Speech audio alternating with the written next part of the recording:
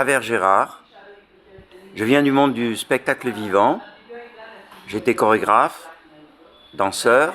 J'ai fait de la composition musicale, de la scénographie et de la mise en scène, voilà. Et sur le tard, je me suis mis à la sculpture et la peinture. Nous sommes, Anne, Raymond et moi, accueillis à Banyuls pour présenter une exposition sur le thème de l'humanimalité jusqu'à la fin du mois, jusqu'au 30 septembre. Parallèlement à ceci, nous animons tous les deux ateliers, Anne Raymond sur les totems et moi sur la sculpture et la danse. Voilà, je vous présente Chagall à Banyuls avec un verre de Banyuls.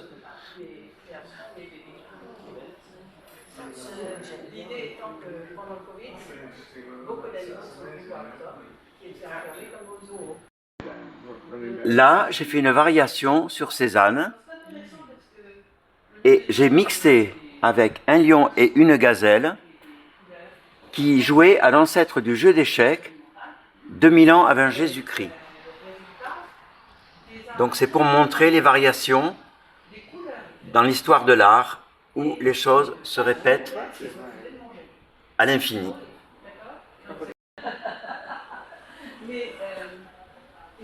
Là, j'ai choisi 3 portraits de Soutine, 3 portraits masculins, que j'ai remis en scène, et avec mes têtes d'animaux, dont le dandy que l'on retrouve sur d'autres tableaux. Et c'est de la peinture à l'huile, et pour le fond, j'ai utilisé, pour préparer avec du gesso, j'ai utilisé de la poudre de la falaise de Port-Vendre, parce que j'habite à Port-Vendre. Ève, toute blanche vêtue, en terre. Ensuite, à gauche, une variation sur le déjeuner sur l'herbe, en céramique.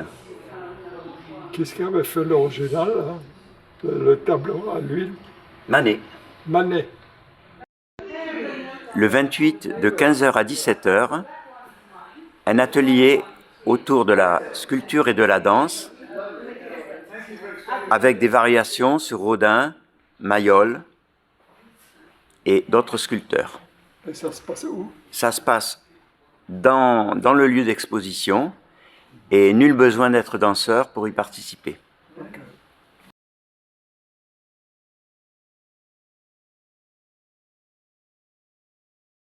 Bonjour, je m'appelle Anne Raymond. J'habite à Montesquieu et je suis très heureuse de participer à une exposition à Banyuls. Et je travaille depuis longtemps sur la question des relations des hommes et des animaux, et en particulier dans l'optique des Amérindiens et de l'animisme en général. Je viens d'écrire un petit livre sur l'animisme, mais pendant le Covid, j'ai beaucoup réfléchi sur la manière dont les animaux nous voyaient, nous, emprisonnés dans nos zoos humains. Ils nous voyaient alors qu'eux étaient libres dans la rue.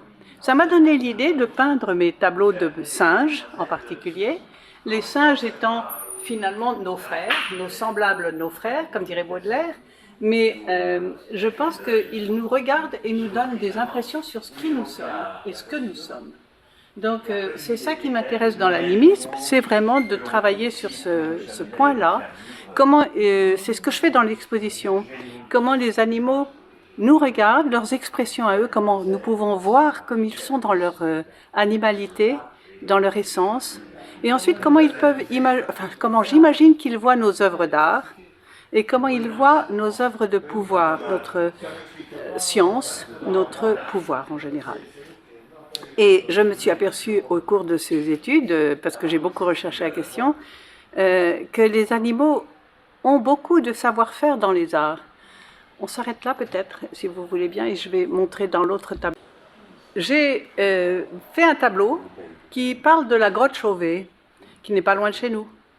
Et il s'agit donc d'abord de texturer pour qu'on voit un peu la matiérage de la grotte.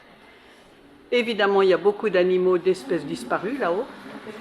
Il y a une espèce qui est apparue ici, et qui pourrait bien s'arrêter là, et qui évidemment s'intéresse à la peinture comme moi, je fais partie de l'espèce.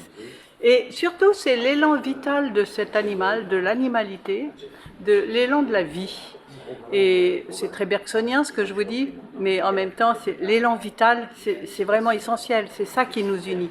C'est ça l'animisme dont je parlais au début, c'est cette façon de considérer la nature comme un tout solidaire, où tout le monde est égal, et où l'élan qui porte, c'est l'élan de la vie.